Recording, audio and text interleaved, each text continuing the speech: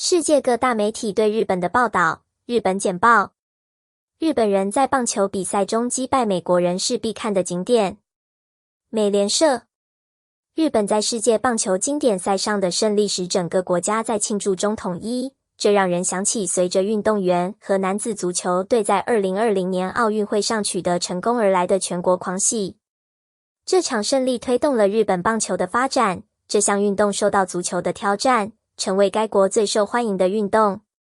然而，日本真正担心的是，该国最受欢迎的运动足球落后于其他国家，其职业足球联赛的状况令人担忧。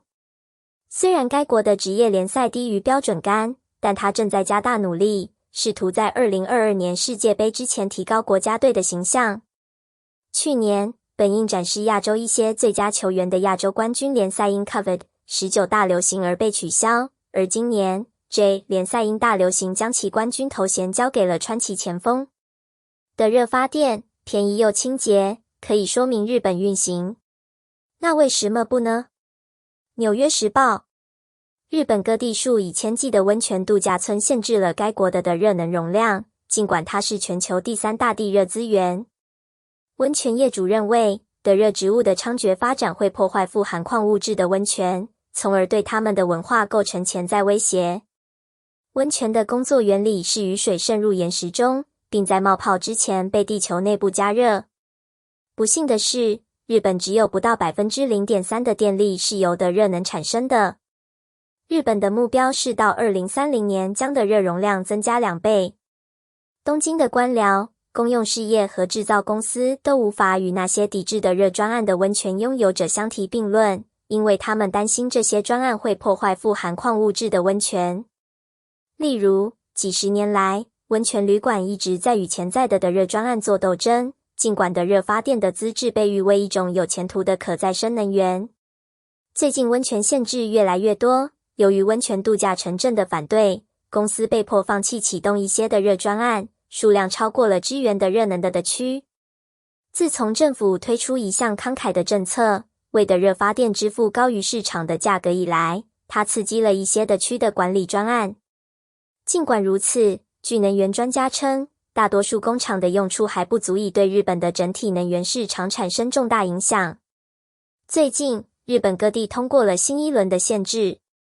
草津是东京北部的一个小镇，去年通过了一项法令，要求寻求该镇批准的开发商证明热专案不会影响当地的温泉。日本土地价格从新冠疫情中恢复，15年来涨幅最快。日经亚洲：日本的土地价格飙升了15年来的最大幅度，因为该国宽松的货币政策和取消 COVID 限制引发了对房地产的需求。根据国土交通省的数据，截至1月1日，价格比1年前上涨 1.6%， 连续第2年上涨。2021年的数据显示，由于大流行，下降了 0.5%。这种趋势在东京及其周边地区尤为明显，平均价格上涨了 4.5%。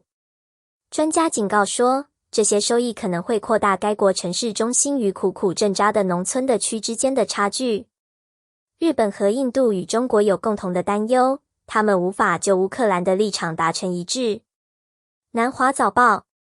日本首相岸田文雄 Fumio Kishida 试图加强日本和印度的关系，以对抗中国在该区日益增长的自信。日本最近同意向菲律宾提供通信设备和巡逻艇，并正在考虑向面临中国入侵其领海的其他东南亚国家提供类似的说明。岸田概述了提案的关键要素，包括为发展中国家的基础设施发展提供额外支援，以及提供设备和援助以加强国家的防御。尽管日本表示将在未来几年大幅增加国防开支，以保护自己的边界免受中国船只和飞机的侵害，但分析人士认为，东京和新德里将更难就俄罗斯在乌克兰的侵略达成一致。日本岸田访问乌克兰后，在波兰进行会谈。美联社：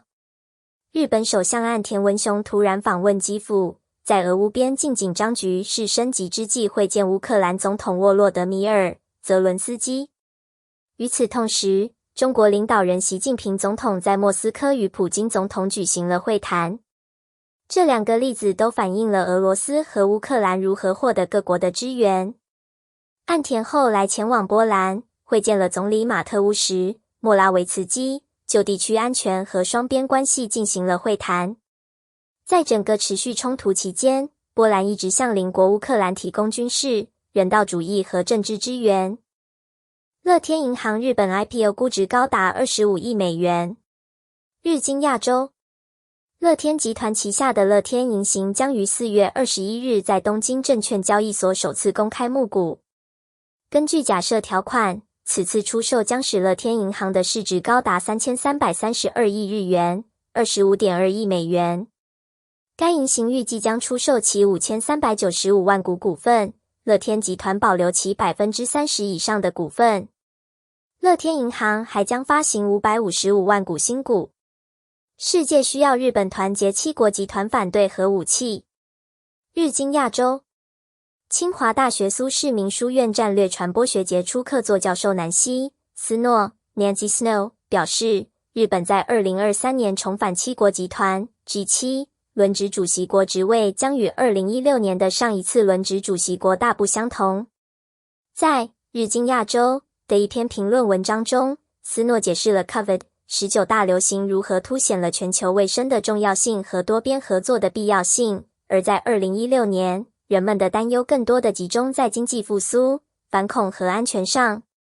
从那以后，中国在世界舞台上也成为了一个更具影响力的参与者，这增加了日本在寻求领导G7时面临的挑战。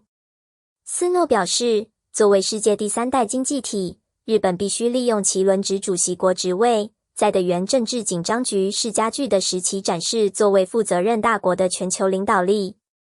他建议日本制定全球治理马歇尔计划，重点关注多个合作领域，包括疫苗分发、气候变化、全球不平等、网络治理和多边机构改革。通过优先考虑这些问题，日本可以将注意力从狭隘的国家利益转移到更加集体和可持续的未来。斯诺还强调了日本软实力的重要性，特别是其文化影响力，作为提高其全球地位的一种方式。他认为，从动漫到生活方式，日本的酷文化可以说明改善其在世界舞台上的形象，并促进各国之间的理解。最后，斯诺强调，日本作为G7主席国的成功将取决于利用硬实力和软实力，以及参与多边合作的意愿。日本家庭面貌的变化。日经亚洲，与普遍的看法相反，牙买加驻日本大使 Shona K. Richards 表示，日本房屋并不都是极简主义和白色的。他分享说，在他发帖之前，他也相信所有日本房屋都会被剥离，没有任何额外的家具。理查兹惊讶地发现，日本室内设计丰富多样，从经典的传统设计到明亮大胆的调色板，应有尽有。日本 LGBTQ 活动家在 G7 之前成立小组。南华早报，日本的 LGBTQ 团体将在日本举行的7国集团 G7 会议之前成立一个公民参与小组，以提出政策建议，并计划于3月晚些时候在东京举行首届骄傲期峰会。这些组织旨在使日本通过反歧视法，使其成为 G7 中唯一缺乏此类法律保护的成员。日本 LGBT 立法联盟与另外2个组织于3月23日启动了骄傲期，为 G7 召集人提供政策建议。其他6个 G7 国家以及泰国、越南、博茨瓦纳、墨西哥和欧盟的权力团体也加入了骄傲期。